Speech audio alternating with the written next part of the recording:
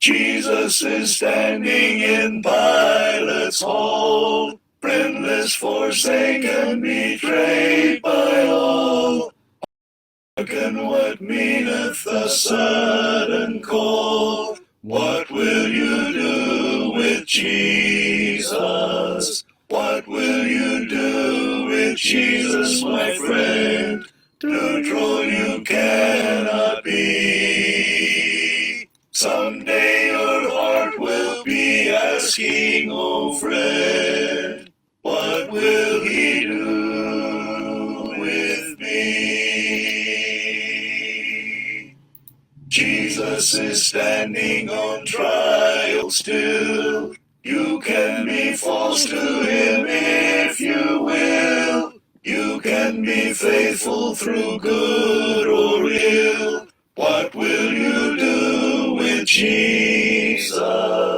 What will you do with Jesus, my friend? Neutral you cannot be. Someday your heart will be asking, oh friend, what will he do with me?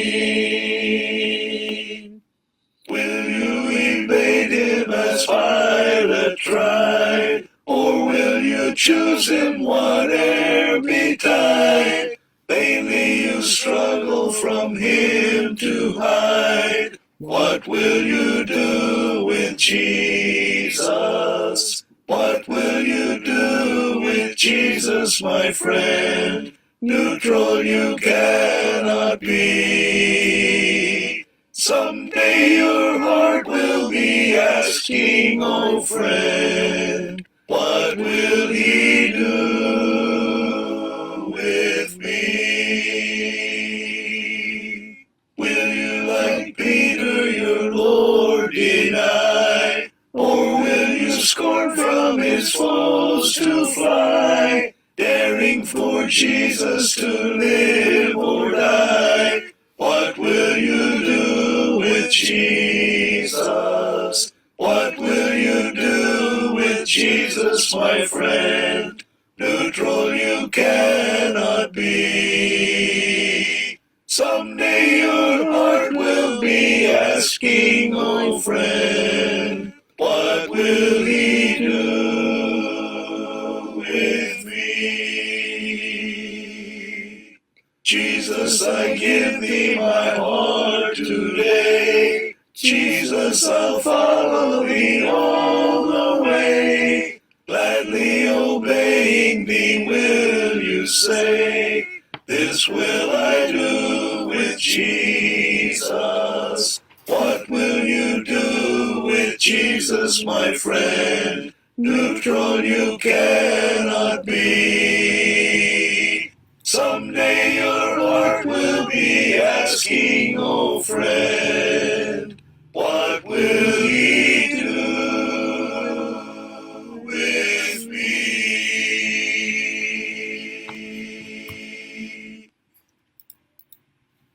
'Tis my happiness below, not to live without the cross, but the Savior's power to know, sanctifying every lost. Trials must and will befall, but with humble faith to see, love is tried upon them all. This is happiness to me. Trials make the promise sweet. Trials give new life to prayer. Trials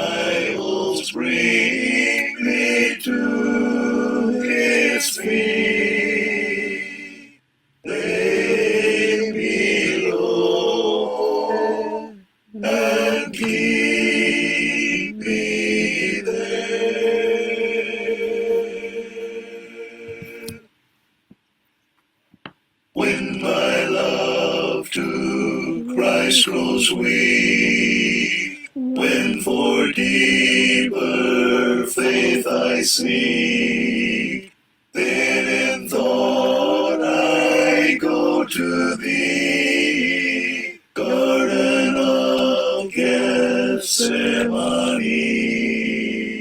There I walk amid the shades, while the lingering twilight fades. See that suffering, friendless one, weeping, praying there alone.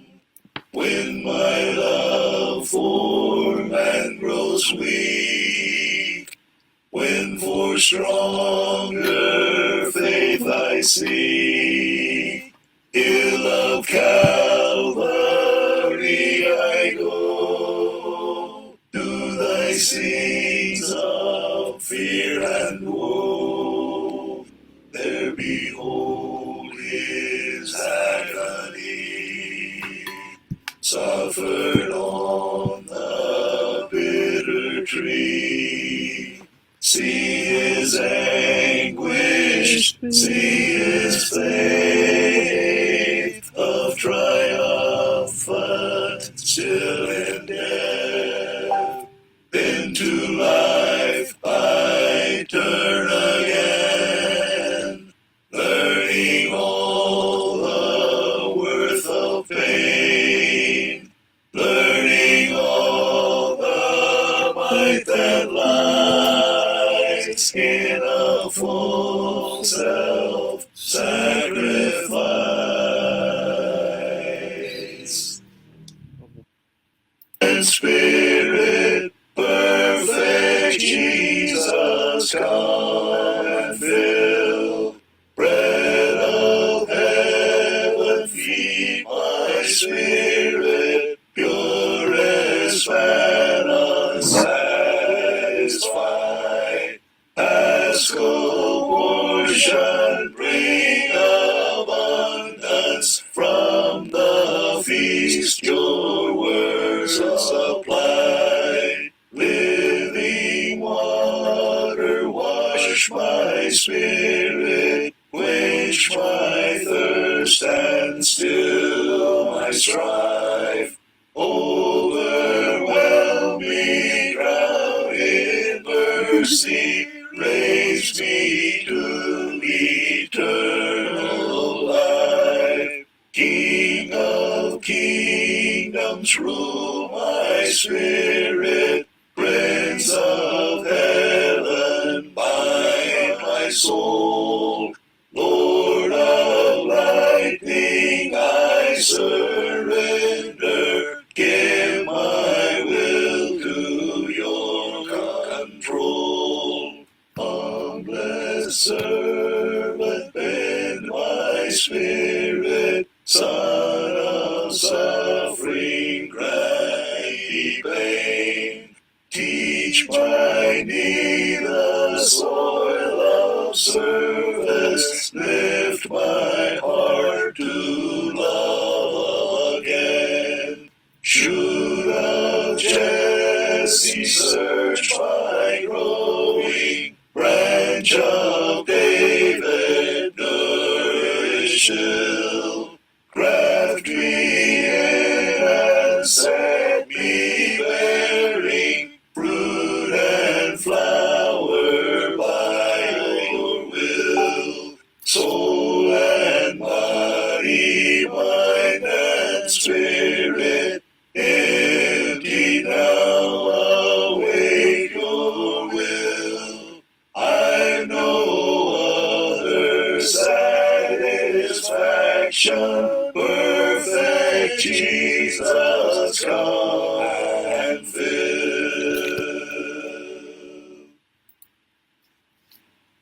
Magandang kayo mga kapatid. So tayo po ay Martes, Miyerkules, Huwebes. So tayo po ay magkakaroon po ng Facebook Live po sa gabing ito.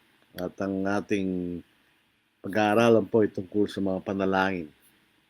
Minsan, nag-iisip tayo kung ang ating mga panalangin ay pinapakinggan ng Diyos. O kaya kung tayo po ay nananalangin. Kasi may mga Kristiyano hindi man nananalangin. Ano po? Walang panahon may pag-usap sa Diyos. So ating pong pag-aaralan po ngayon ay kung pinapakinggan ng Diyos ang ating mga panalangin.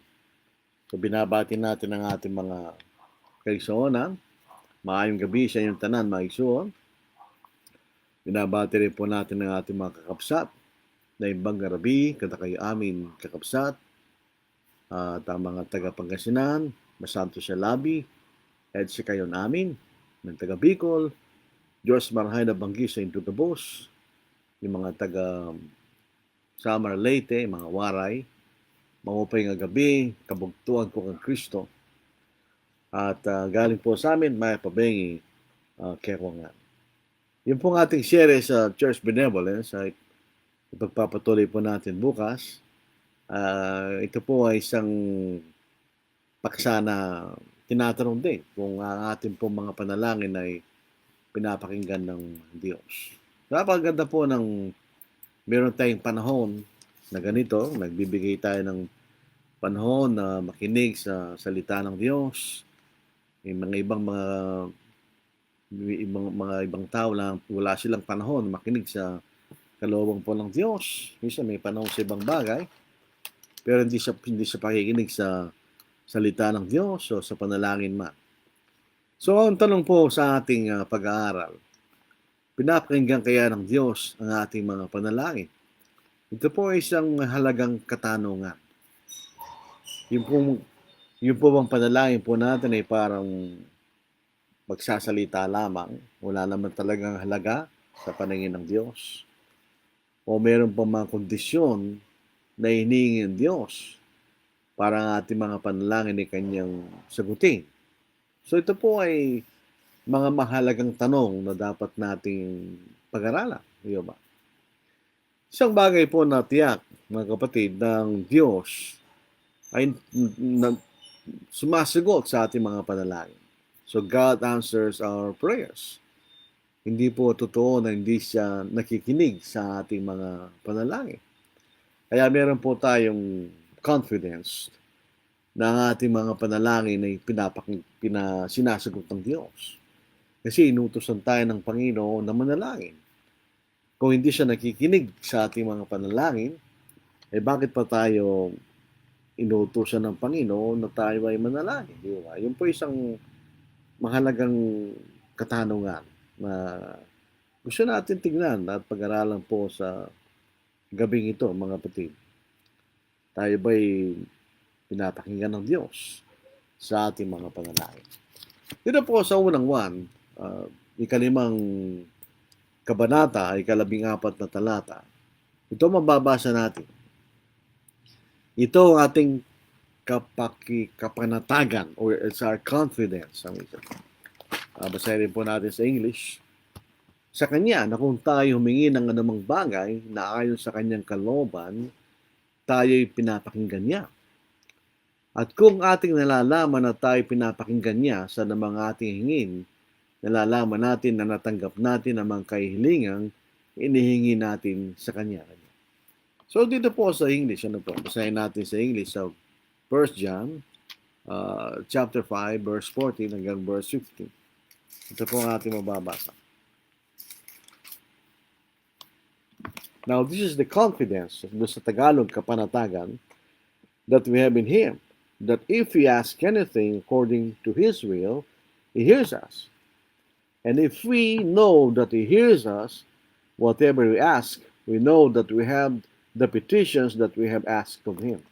So sabi po rito ni Apostle John, tayo po'y may kapanatagan sa ating panalangin na tayo humingi ng anumang bagay na ayon sa Kanyang kalooban. Ang keyword po rito ay ayon sa Kanyang kalooban, according to His will.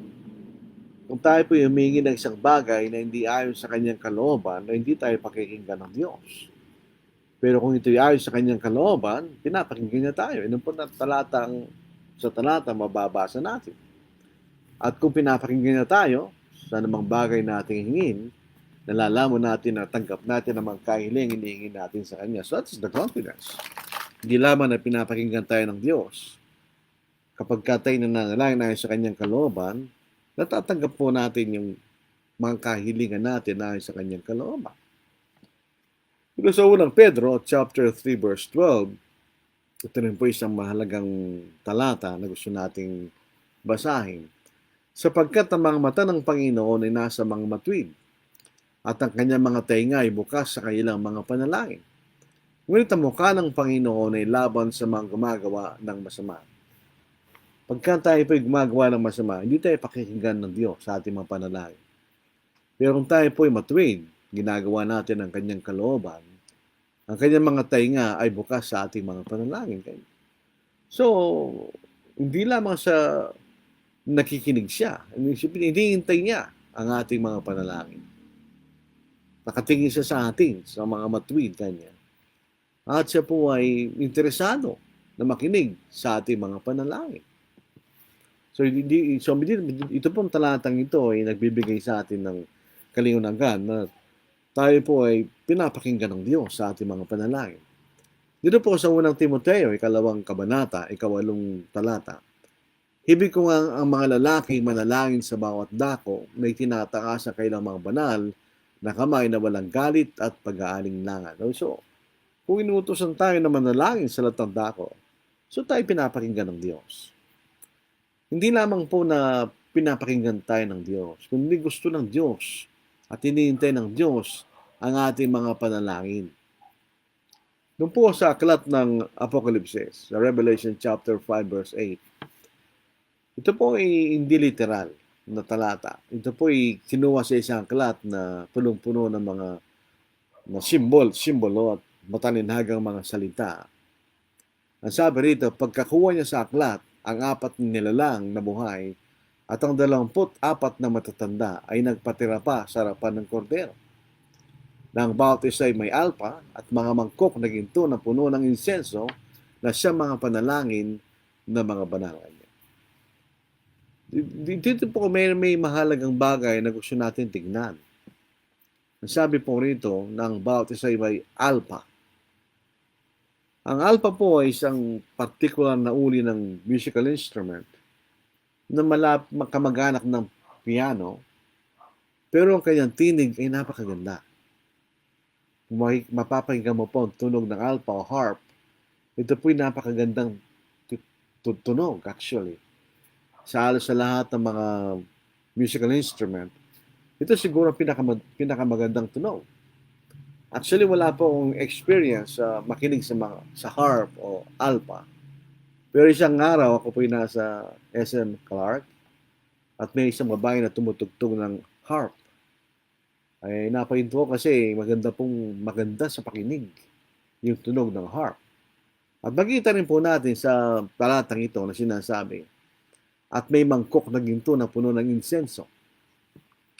Kung ang harp ay maganda sa pakinig, ang incense ay maganda sa pangamoy.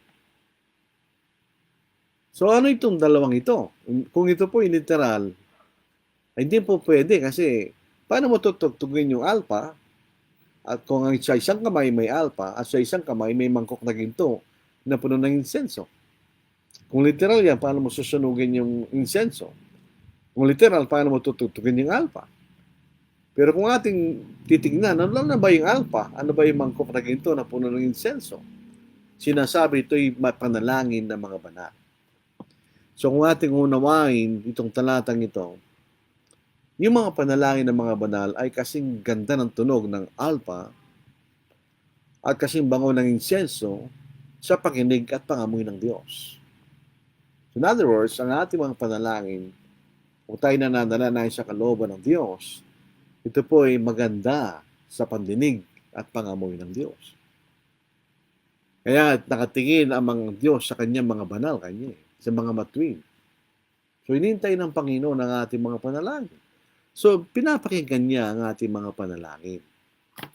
Kaya bakit kuminsan meron tayong pakiramdam na hindi tayo pinapakinggan ng Diyos? Yun po ang isang problema po nating mga tao. na para bang hindi tayo pinapakinggan ng Diyos sa ating mga panalangin. Kung minsan, ang tinuturo ng Biblia, ng Diyos, sinasagot na niya ang ating mga panalangin, pero ang sagot niya hindi.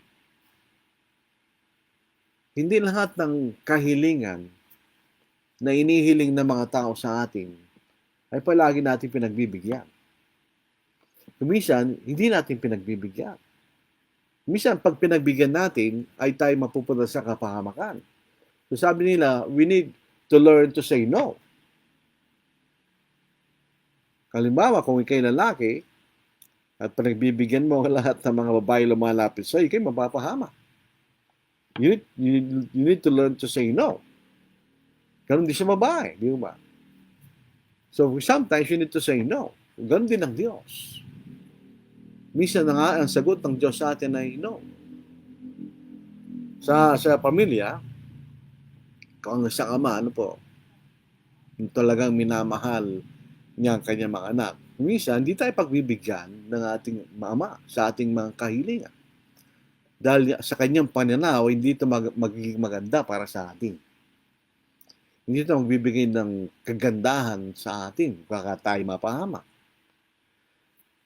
Minsan, meron tayo nababalitaan na isang teenager namatay, nabangga ang motor niya. Saan may kasalanan doon? Minsan, ang mga magulang may kasalanan doon. Hindi na kailangan bilhin ng motor ang isang teenager na wala pang kontrol sa sarili niya. Kaya minsan, pagbibigyan natin ang ating mga anak sa lahat ng kailang kahilingan, hindi ito magbibigay ng mabuti para sa kanila. Sometimes, the parents will have to say no. So, ganun din pang Diyos. Kuminsan, hindi tayo pagbibigyan ng Diyos sa ating mga kahilingan. Number one, baka hindi ito ayon sa kanyang kalooban. Pangalawa, baka hindi ito makabubuti para sa atin. Isang magandang halimbawa, si Apostle Paul. Siya po ay nagkaroon ng tinik sa laman. Siyempre, kung atin pong titignan sa salitang tinik sa laman, hindi po natin alam kung ano yung tinik sa laman. Pero kung tinik sa laman, masakit yun. Isipin niyo, may tinik ka sa laman na hindi na mawala. In a literal sense, masakit yun. Pero siya yung nanalangin ng 3 beses sa Panginoon. Ito rin po yung talata na nagtuturo sa atin na maaari tayong manalangin sa Panginoon. Basahin po natin. 3 ulit ako nanalangin sa Panginoon tungkol dito na lumayo sana ito sa akin. Subalit sinabi niya sa akin, ang aking biyaya ay sapat na sa iyo, sapagkat ang aking kapangyarihan ay naging sakdal sa kahinaan. Ako'y lalong magmamalaki na may galak sa aking kahinaan upang kapangyarihan ni Kristo ay manatili sa akin. Dito po, sinasabi, 3 ulit niyang siyang nanalangin sa Panginoon. Naalisin niya tinik sa laman. Pero yun ay mayroong dahilan. Bakit meron siyang tinik sa laman? Si Pablo po ay si Pablo po, katulad natin, ay tao.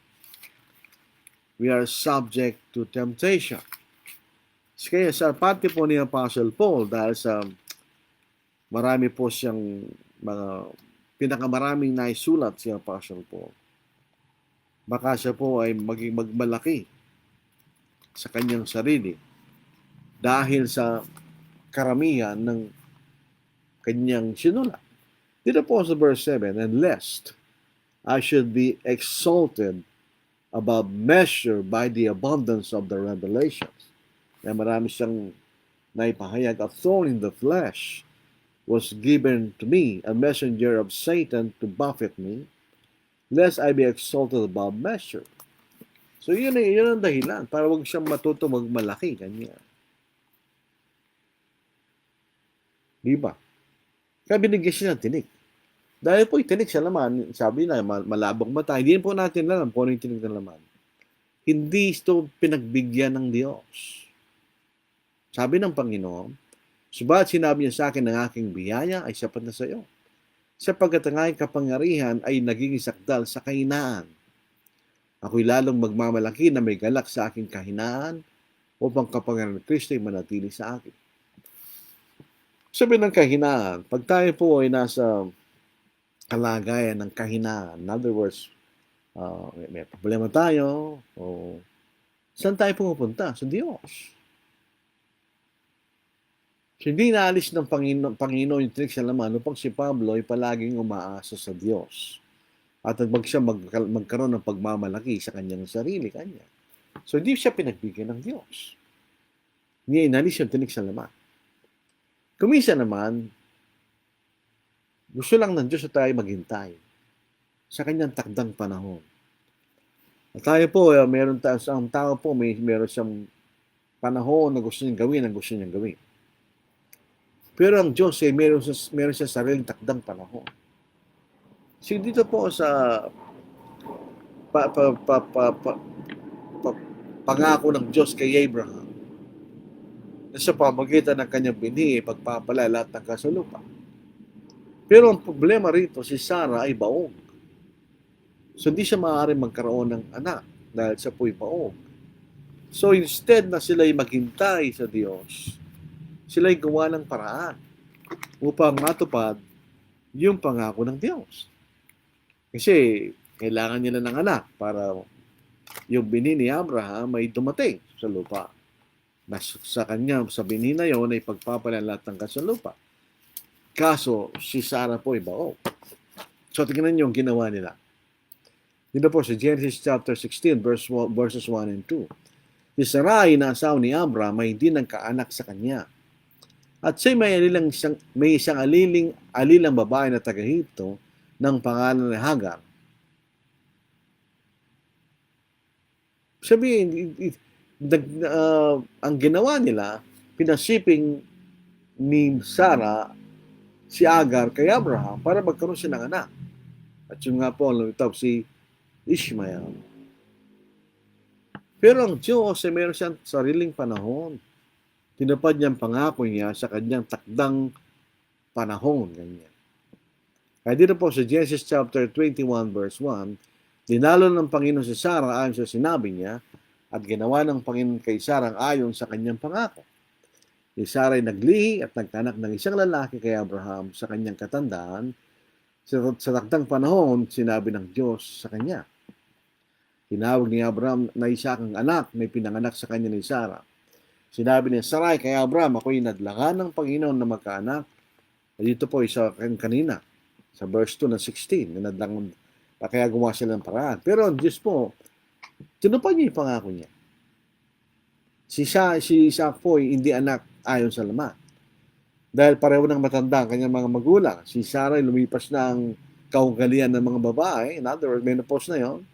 Si Abraham naman po yung matanda na rin. 99 years old na si Abraham. Pero by miracle, sila nagkaanak.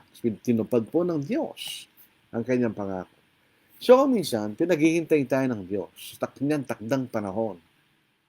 So nagmamadali tayo sa kasagutan. Pero meron sa takdang panahon ang Diyos. Diba? Yun po makikita natin sa binasa natin kanina. So tayo po ay meron bang kondisyon ng Diyos para pakinggan tayo sa ating panalangin? Meron. First condition is to ask. Kailangan tayong humingi. Alam mo, ang Diyos ang ating pangangailangan. Pero bilang pagpapangbaba sa Diyos na ating Ama, kailangan tayong humingi. We have to ask. Ibig sabihin na kuminsan, yung tao, hindi niya alam gusto ng kanyang kapwa-tao. So, kailangan mo sabihin.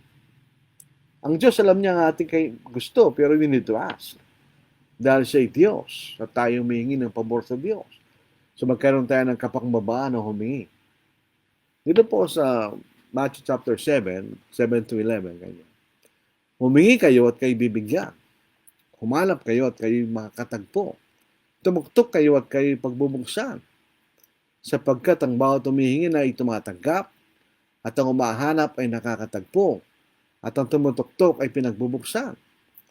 Mayroon bang tao sa inyo na humingi ng tinapay sa kanyang anak ay ba ito ang bibigay? Kung kayo nga na masasama ay marunong magbigay ng mabuting kaloob sa inyong mga anak, gano'n pa kaya inyong Ama na nasa langit ang magbigay ng mabuting bagay sa mga humihingi sa Kanya? So, ang Diyos ay willing magbigay sa atin. But we need to ask. Kailangan tayong humingi. Bago pa tayo humingi, alam na niya ang ating mga pangangailangan. Subalit ang ating paghingi ay nagpapakita ng ating pananampalataya sa Kanyang kapangyarihan. Meron siyang kapangyarihan sa Diyos, makapangyarihan sa lahat. Meron siyang kakayahan ng bigay ang ating inihingi sa Kanya. But we need to ask. As a respect sa Kanyang pagiging makapangyarihang Diyos. Alam ng Diyos ang ating pangangailangan bago pa tayo humingi. But we need to show our faith sa Kanyang kapangyarihan. Dito po sa Matthew chapter 6 verse 8. Huwag kayong tumulad sa kanila. Sapagkat alam na ng inyong Ama ang mga bagay na inyong kinakailangan bago pa kayo humingi sa Kanya. Ang bawat mabuting kaloob at ang bawat sakdan na kaloob ay pawang buhat sa itaas na nanggagaling sa Ama ng mga ilaw na sa Kanya walang pag-iiba o ninuman ng pagbabago. So, ibig sabihin, ang bawat kaloob na mabuti at sakdan na kaloob ay galing sa Diyos. Nanggagaling sa Ama ng mga ilaw Kanya. Na hindi siya nagbabago. Dito po sa James, kaya hindi po tayo pinagbibigyan, sabi rito, you have not because you ask not. Hindi wala kayo dahil hindi kayo humingi Kanya. Kayo naghahangad at kayo wala. Kayo pumapatay at kayo nag-iimbot at kayo hindi nagkakamit. Kayo nag-aaway at nagdidigmaan, kayo wala sapagkat hindi kayo humihingi Kanya. So, first, we need to ask. Number 2, we need to ask according to His will. Alam niyo, pwede natin makamtan. Pwede natin makamtan ang iniingi natin. Pero, not necessarily ito galing sa Diyos. For instance, marami mga hindi Kristiyano, mamayayaman sila sa libutan. Yung ba'y binigay ng Diyos? Not necessarily. Kailangan tayo humingi ayon sa Kanyang kalooban. Kuminsan tayo mga Kristiyano, kahit minsan mga mangangaral. Minsan narinig natin, gusto ko humingi ng brand new sasakyan sa Panginoon. At nagkaroon siya. Yung ba'y binigay ng Diyos? Not necessarily. Dito po sa 1 John chapter 5, 14-15, ito ang ating kapanatagan sa Kanya. Na kung tayo humingi ng anumang bagay na ayon sa Kanyang kalooban, tayo pinapakinggan niya. Tandaan natin, ang isang bagay na kasala ay covetousness. Pag tayo humingi because we are covetous, hindi tayo pagbibig, hindi galing sa Diyos yun. Kung kailangan tayo may ayon sa Kanyang kalooban. Hindi lumalabag sa Kanyang kalooban, ganyan. Tayo pinapakinggan niya. At kung ating nalalaman na tayo pinapakinggan niya sa anumang ating hingin, nalalaman natin, natanggap natin ang mga kahilingang hinihingi natin sa Kanya. So, dapat kinakailangan sa ating kalooban. Hindi ayon sa ating kalooban, kundi ayon sa Kanyang kalooban. Ito po, tulad po ng ating Panginoon. Nung sinasa Garden of Gethsemane, gusto niya na alisin ng Panginoon yung kopa sa Kanya. Alam po natin kopang yun, ay kamatayan sa krus. Kung maaari Kanya, Ama, alisin mong kopang ito sa akin. Pero sabi niya, kundi hindi ayon sa aking kalooban, kundi ayon sa iyong kalooban.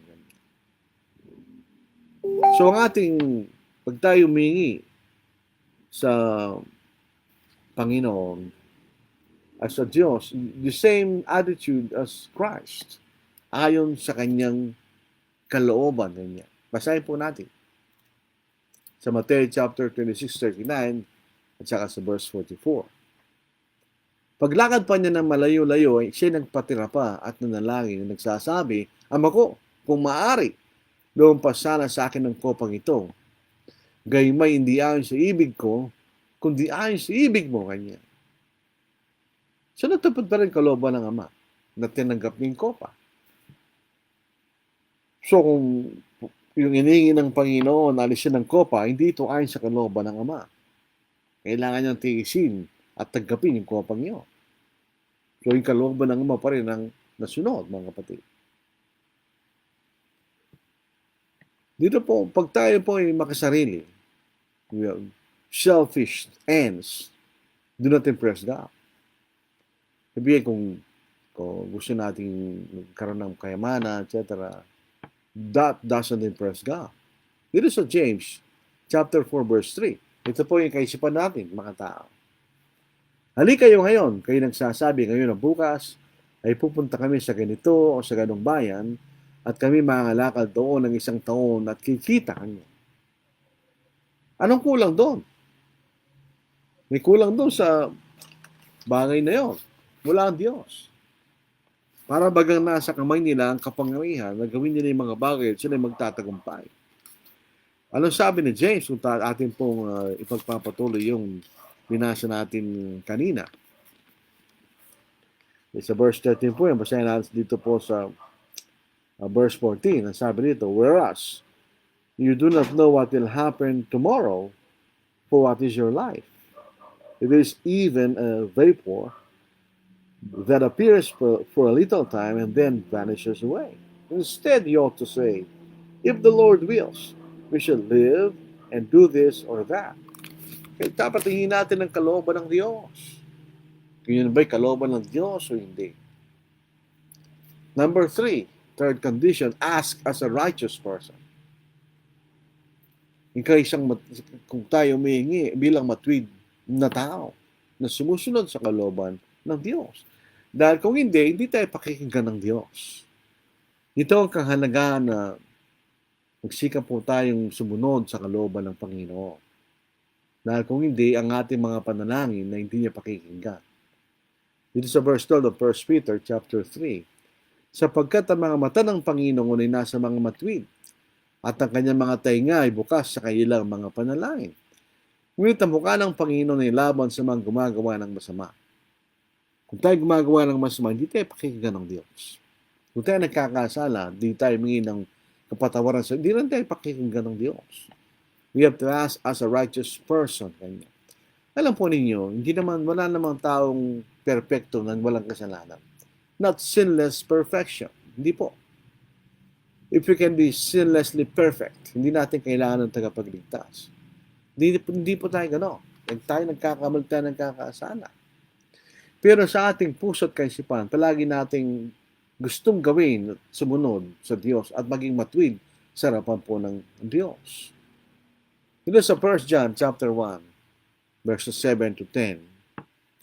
Ngunit kung tayo lumakad sa liwanag, na tulad niya na nasa liwanag, may pakikisama tayo sa isa't isa.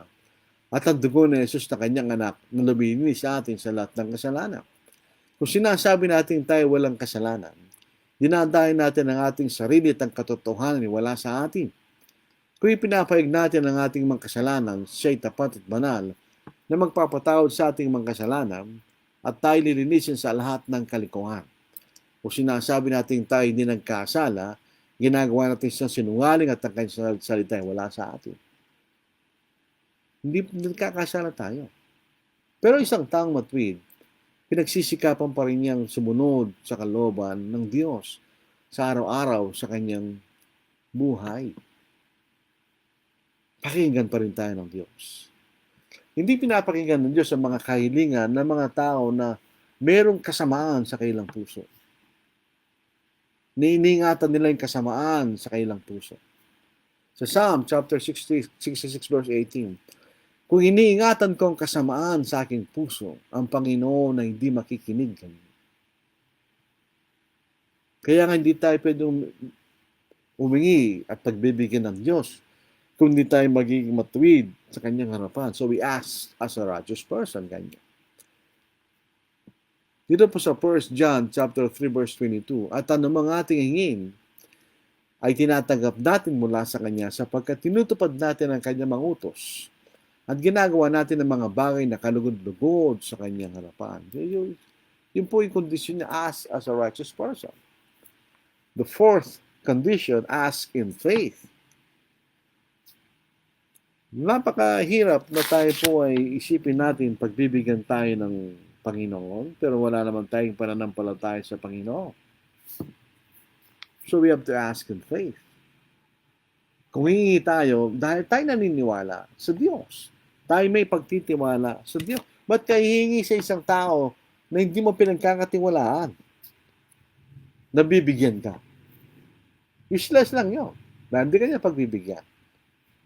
So pag sabihin, tayo mangin na may sa pananampalataya, dito po sa James chapter 1, 6-7, ngunit tumingi isang may pananampalataya na walang pag-aalinlangan, sapagkat ang nag-aalinlangan ay katulad ng alon sa dagat na inihipan at ipinapadpad ng hangin.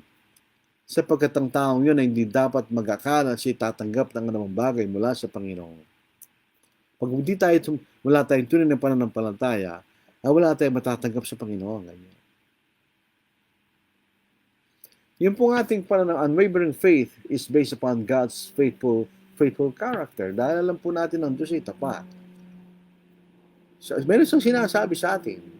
At yun ay kanyang gagawin niya. Ang ating pananampalataya ay nanggagaling sa pagkikinig at pagkikinig sa salita ng Diyos. Hindi sa ating sariling makasariling pagnanasa.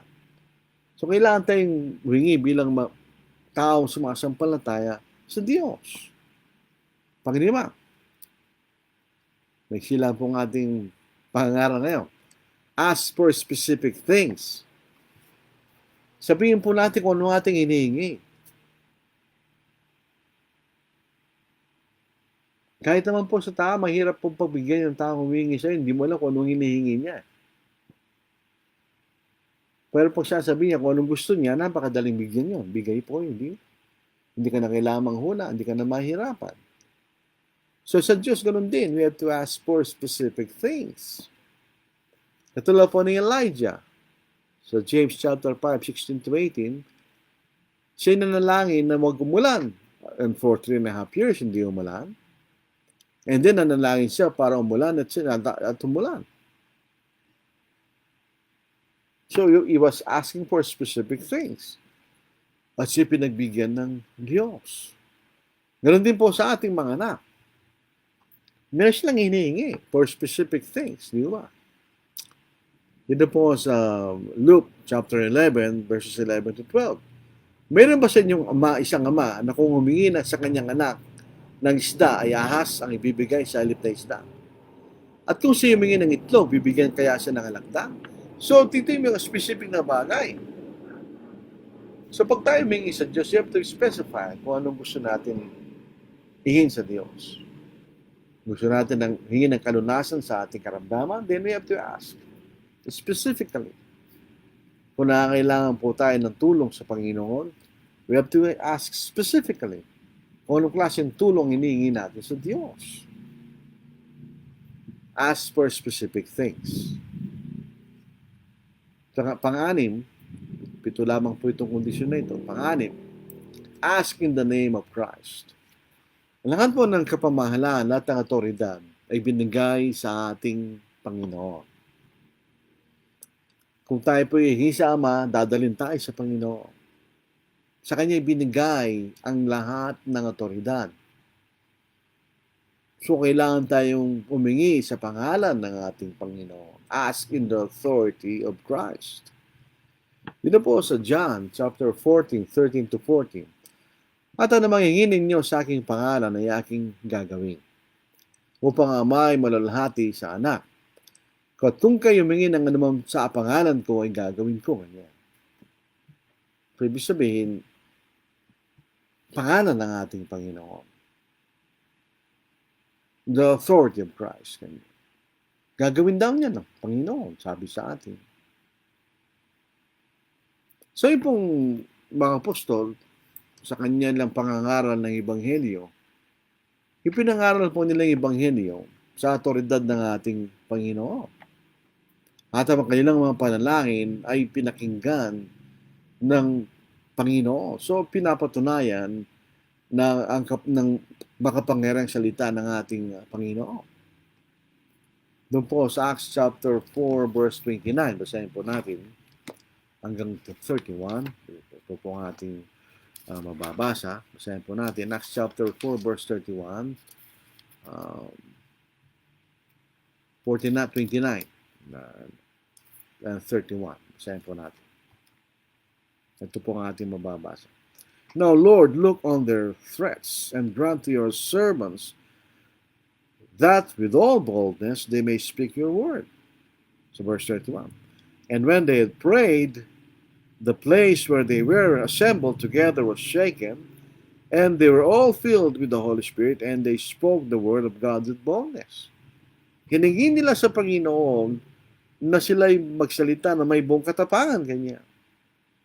Sa verse 31, ito yung pinagbigyan ng Diyos, ng Panginoon. Sila'y napuno ng Espiritu Santo. In other words, sila'y napuno ng salita ng galing sa Espiritu Santo. And they spoke the word of God with boldness.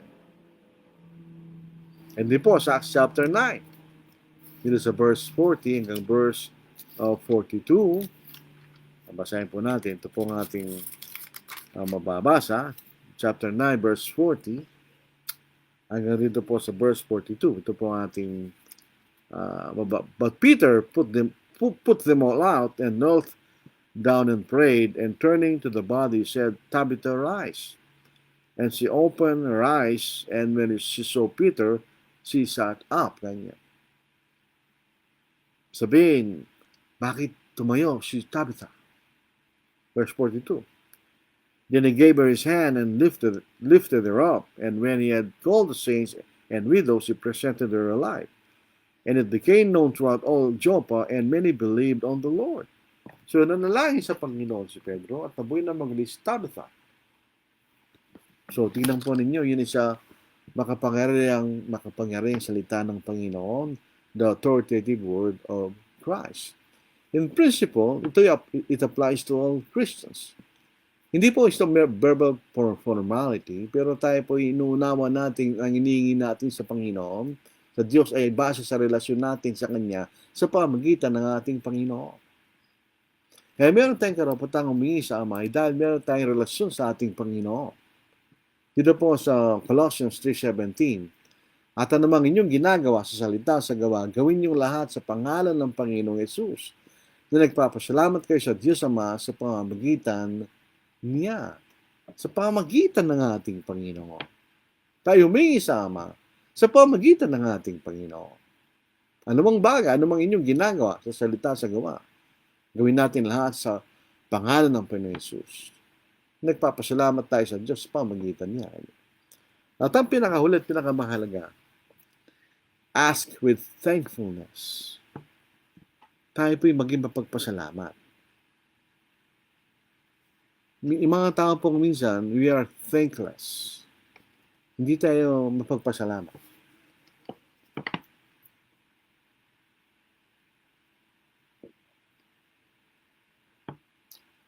Ganun akong kasabay na lumalakad. Nakausap ko po, isa lalaki. Galing sa Saudi. Nung siya nasa Saudi, dami ang tinulungan, mga kamag-anak niya, etc. Pero nung siya wala ng pera, hindi mo siya tinulungan. Hindi mo sila nagpasalamat. Pag nakikita siya, parang andyan na naman niyang humingi kanila. They were thankless. Wala silang pasalamat. Yun po hindi pag-uugal ng isang Kristiyano. Minsan, meron tayong tinutulungan, pagdating ng araw, siya po yung umangat kaysa sa atin. Huwag nilang kalimutan. Once upon a time, may tumulong sa kanila. Hindi ka nakilala pagka hindi mo na natutulungan. That's being thankless. Yun po ay masama po yun. Masama pag-uugali yun.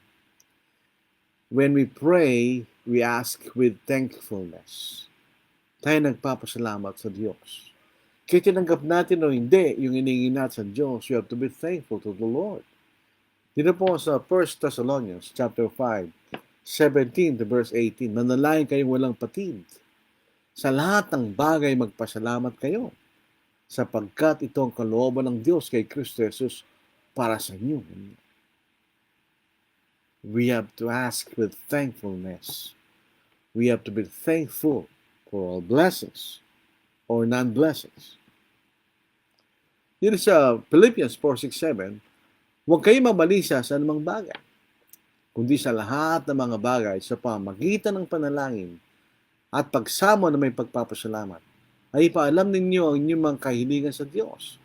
At ang kapayapaan ng Diyos na hindi maabot ng pag-iisip ang mag-iingat ng inyong mga puso at mga pag-iisip kay Kristo Jesus. Pag binabasa po natin itong talatang ito, yung kapayapaan, dalawa pong kahulugan.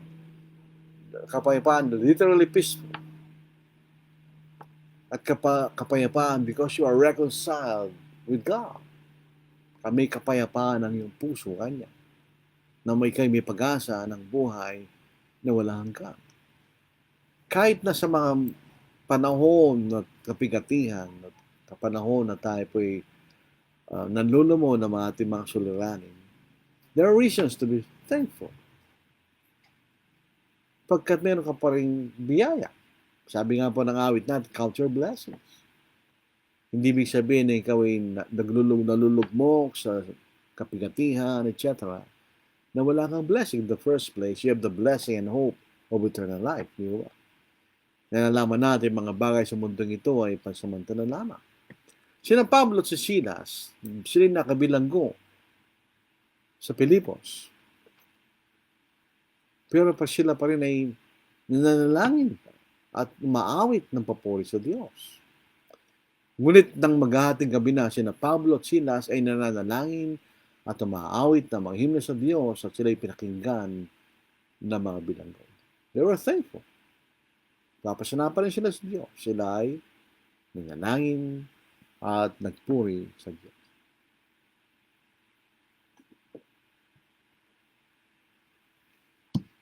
So ito po ating mensahe bilang summary. Paano pinapakinggan ng Diyos ang ating panalangin? First condition is to ask. Humingi po tayo. Pangalawa, we ask according to His will. Tayo humingi ay sa kalooban ng Diyos. We ask as a righteous person. We ask in faith. We ask in the name of Christ. And we ask with thankfulness. So pinapakinggan ba ng Diyos ang ating mga panalangin? Kung ang doon yung pito na yun, yes. Pinapakinggan ng Diyos ang ating mga panalangin. So ito po ang ating mensahe po sa gabing ito.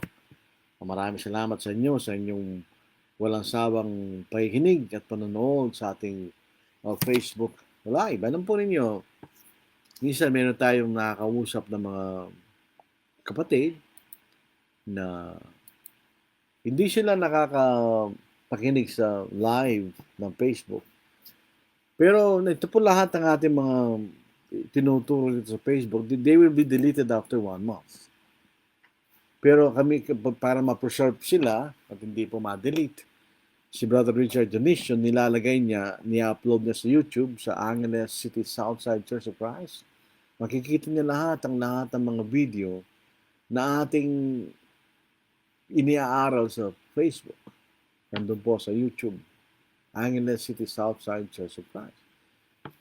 May isang kapatid sa Kabanatuan, pag sila ay gumagawa ng kanilang business, sila ay nakikinig sa TV nila. Dahil siyempre, alam niyo mga TV mga smart TV, pwede ka mag-internet sa TV mo. So, on YouTube, nakikinig sila. Nakaka-ano po yun, nakaka-encourage po yun. Po na malalaman mo na may mga taong nakikinig, nanonood, at palagi nanonood at palagi nakikinig. Pag nire-review po natin itong mga Facebook na ito, tinitingnan po natin yung mga nagla-like sa ating ginagawa. Yun po ay nakakapagpatibay ng ating pagnanasa na ipagpatuloy po natin ang gawain. At least may mga tao, may mga kapatid. Okay na po yan. Sabi nga ng po, 2-3 lang na gumagawa ng kalooban ng Panginoon, sinasigit na nila, hindi 2-3 lang. Kung higit pa roon, yung po, blessing na po yun, di ba? Si Oljan Ocampo, good evening po. Ginan Le, good evening. Leonito Torreliza, na imbag Arabi, Kadakayan, Kakabsat, na ibig sabihin, magandang gabi sa lahat mga kapatid. Si Julius Cesar Garcia, ito po sana yung first speaker no last Saturday dun sa gospel meeting ng Llanera, Nueva Ecija. Siya pinakabata. Unfortunately for dahil po sa trabaho niya, siyempre sa bagong pasok sa trabaho, hindi po siya nakarating. So, imbes na yung pinakabata, ang umalili, pinakamatanda. Ako po umalili sa kanya. Ano po? Gusto ko rin sana mapakinggan yung lahat ng mga speakers noon sa Lanera. Anyway, meron pa namang maaaring ibang pagkakataon magbibigay sa atin ng Diyos. Si Melanie Quinto Garcia, Brad, good evening po. Ito po yung nanay ni Jules Cesar. Medic Canono, magandang gabi sa ating lahat. John Rex Darashin, magandang gabi Brad. Dito pa din sa Dumaguete. Sana nakakita ka ng church na pwede mong pagsamahan. Ibanez Senior Sani, good evening to all watching from Kamiling Tarlac. Agosto 12. Good evening po. Pangutana, paano natin may papaniwalag sa mga nagtatanong na 3.5 years lang ang ministries ng ating Panginoong Yesus? Siguro lang po yan. Mangunang-una makikita natin, ang ating Panginoon ay nagsimulang mangaral nung say 30 years old. Lahat po ng mga tanungan na yan ay may sagot sa banal na kasulatan. Tingnan po natin po sa Luke chapter 3, kung di po ako nagkakamali, ay siyempre alam po naman nyo ang ating tayo po ay magkakaedad na rin, mga kapatid. Chapter 3, ano po, sinasabi po sa atin, 70 years old, 30. Dito po sa Luke chapter 3, verse 23. Now, Jesus himself began his ministry at about 30 years of age. So, nagsimula siya ng 30 years old. Pagkatapos, mapapasin natin na siya po yung nag-observe ng Passover ng 3 beses. So, yung Passover, yung po yung ginagawa every year. So, kung siya yung nag-celebrate ng 3 Passover, so yun po ay 3 taon. Diba? So, 3 taon, so 30 plus 3 years, 33 years old. Diba? Yun po makikita natin. So, yun ang sagutan doon. Tignan lang po nyo, yung research sa John, makikita 3 times siya nag-observe ng Passover. So, 3 years po yun. So, 3 years. Diba? Hindi ko lang bakit sila kompleto ng 3.5 years.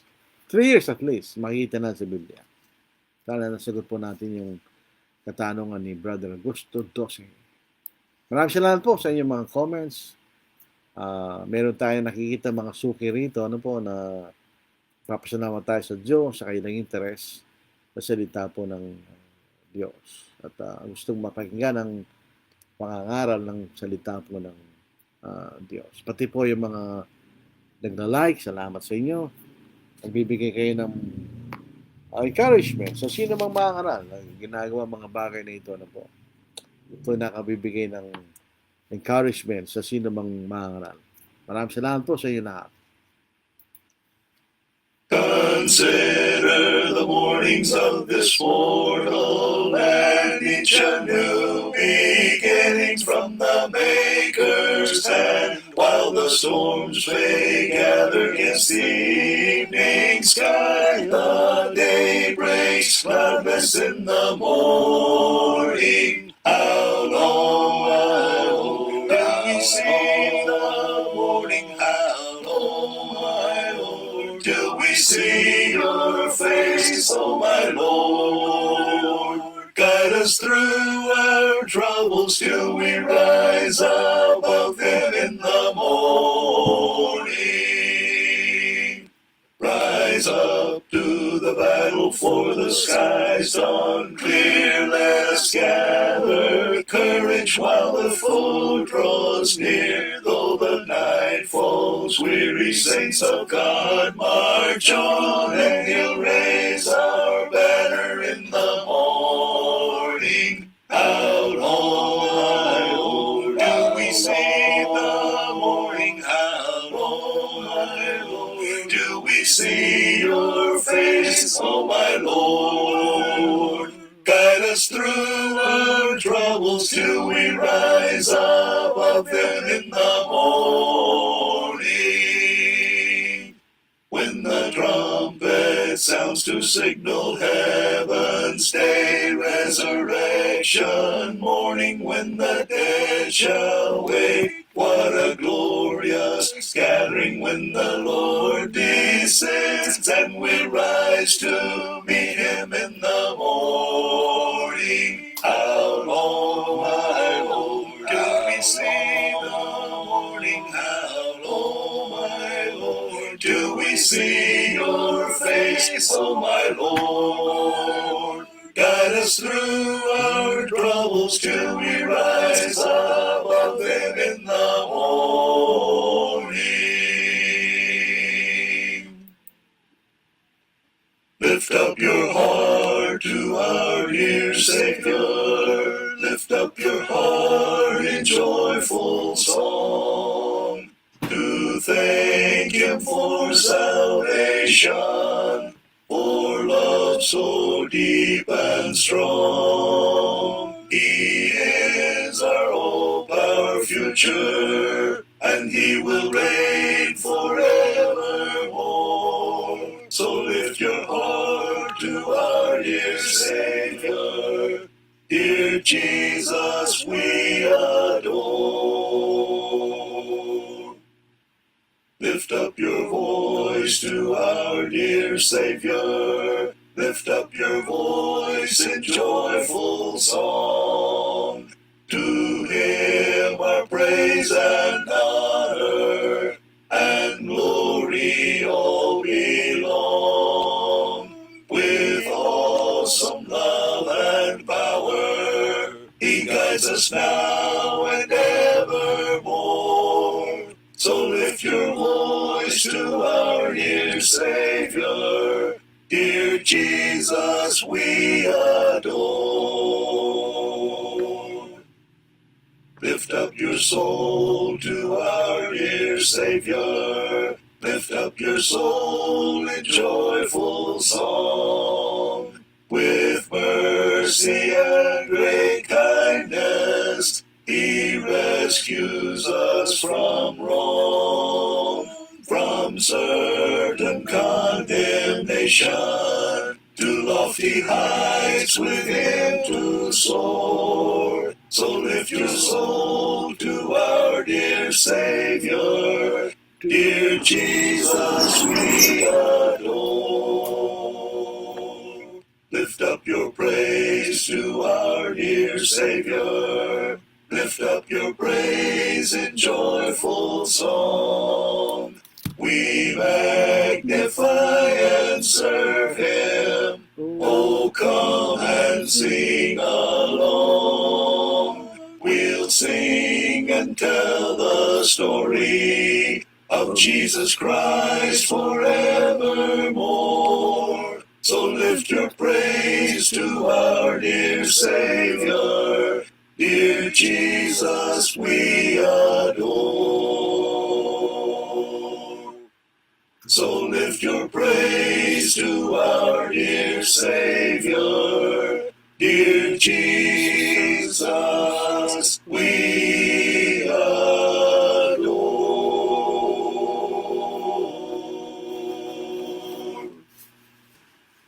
Dying with Jesus, by death reckoned mine. Living with Jesus, a new life divine. Looking to Jesus, till glory doth shine. Moment by moment, O Lord, I am thine. Moment by moment, I'm kept in his love.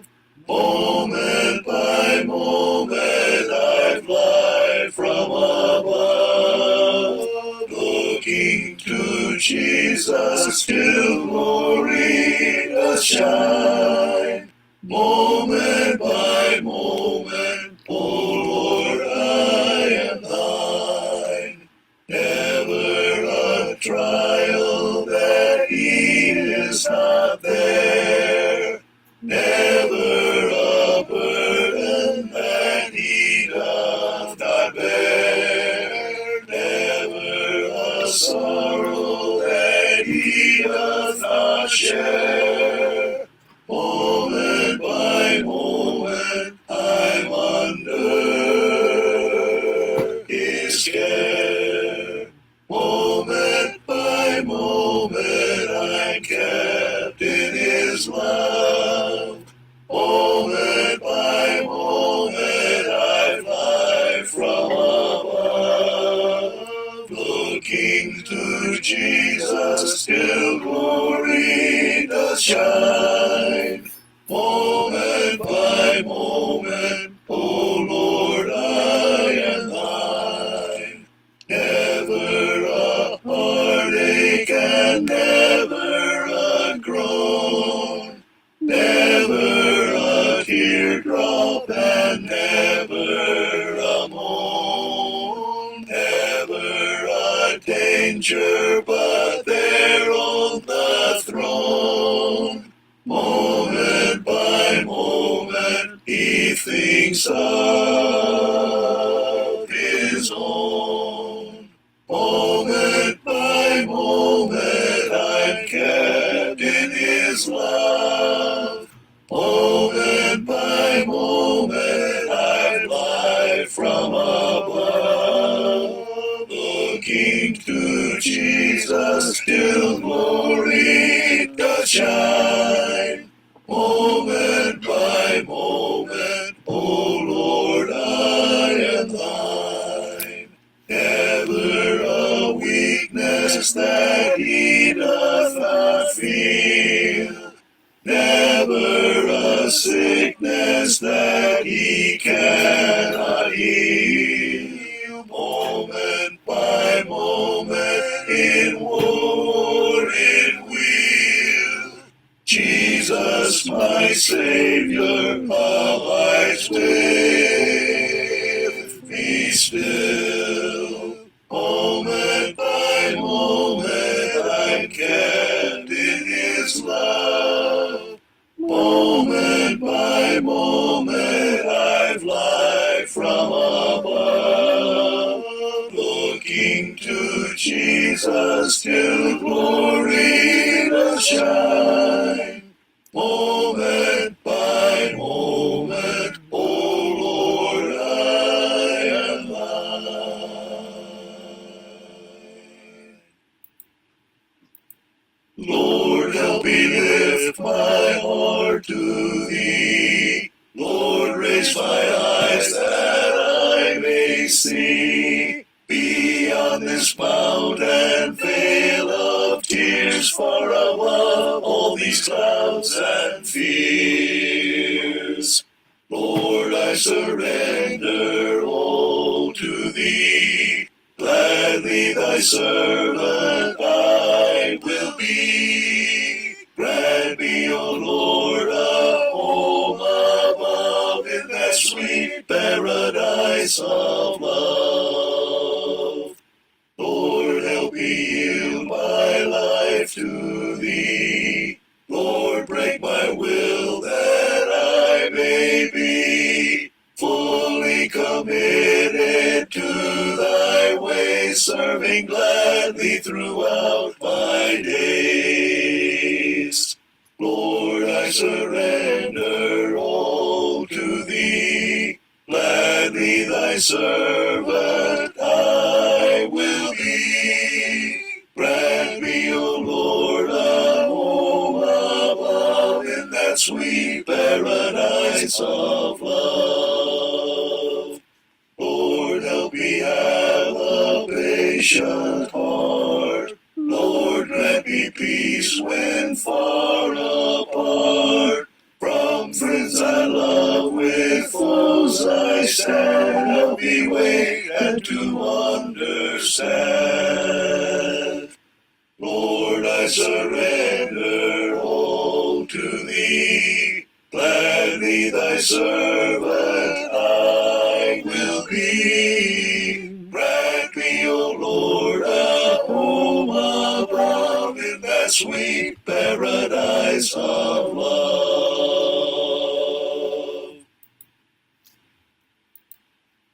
Maraming salamat po mga kapatid. Baka loobin ng Panginoon, bukas po ng gabi, Webes, magkakaroon tayo ng muli ng pag-aaral sa salita po ng Diyos. Ewan ko lang po kung matutuloy po yung nationwide strike na nababalitaan po natin. Gawa ng pagtaas po ng presyo ng produktong petrolyo, ano po. Hindi natin maiwasan yan. Kasama ng buhay natin sa Pilipinas. Paminsan-minsan tumataas po ang presyo ng produktong petrolyo, ano po. Dahil hindi po tayo nagpuproduce na sarili nating crude oil, tayo po yung nag-import. So, kung nagkakaroon ng kaguluhan sa mga lugar na pinanggagalingan ng mga produktong yan, tumataas talaga ang presyo natin. Hindi natin na kung hanggang taas. Pero, life goes on. Tayo po ay magtiwala sa Diyos. Tayo, makakaraos din po tayo sa mga bagay niya. So, tayo po ay manalangin. Banal, kayo po ay nagpapasalamat sa inyo. Alam po namin na ang lahat ng mga bagay sa mundong ito ay pansamantala lamang. Hindi kami lubos na pwedeng magtiwala sa mga bagay na nandito sa mundong ito, O Diyos, kundi sa inyo lamang kami lubos na maaaring magtiwala at sumampalataya. Kaya mo nalalaman namin, O Diyos, ng inyong kalooban ay mabuti, na yung mga pangako yung susundin. Sana ibigay niyo kami ng kalakasan ng kalooban namin sa gitna ng mga bagay na maaaring magpababa po sa amin. Pagtitiwala ay matanggal po yan, O Diyos. Baliktad ng isang masyindi at matinding pananampalataya sa inyo, Diyos. Na ambitihin po namin ay ang makarating po kami sa langit. Sama kayo, magpakailanman, O Diyos. Sana po marami po mga tao, buksan din ang kanilang kaisipan. Alisin nila ang mga bagay na nagiging balakid para sila'y lubusang sumunod sa inyo, Diyos. Kilalanin nila na walang anumang bagay sa lupa ang magiging katumbas ng mga bagay na inihandyan niyo para sa amin sa langit, O Diyos. Walang may tutumbas sa kagandahan at kaligayahan ng walang hanggang buhay sa langit. Dinadalangin din po namin, O Diyos, na sana'y magkaroon ng karunungan ng mga namamahala sa aming pamahalaan na magawa nila yung karampatang mga bagay upang kami po ay makaraos sa kasalukuyan suliranin. At tiningi rin po namin ng Diyos na sana ang mga namamahala ng mga bansa sa kalibutan ito ay magkaroon ng kapayapaan, O Diyos, matapos na ang kaguluhan. Para sa kapakanan ng kapayapaan na kami pagpatuloy sa paglilingkod sa inyo, Diyos. Tawarin po niyo kami sa aming mga pagkakamali at kahinaan at ang lahat ng mga bagay ito ay may hiningi sa dakilang pangalan ng Kristo ng Panginoon. Amen. Maraming salamat po, mga kapatid, loobin ng Panginoon. Bukas tayo ay magkaroon po tayo ng Facebook Live sa araw po ng Webes. Maraming salamat. God bless.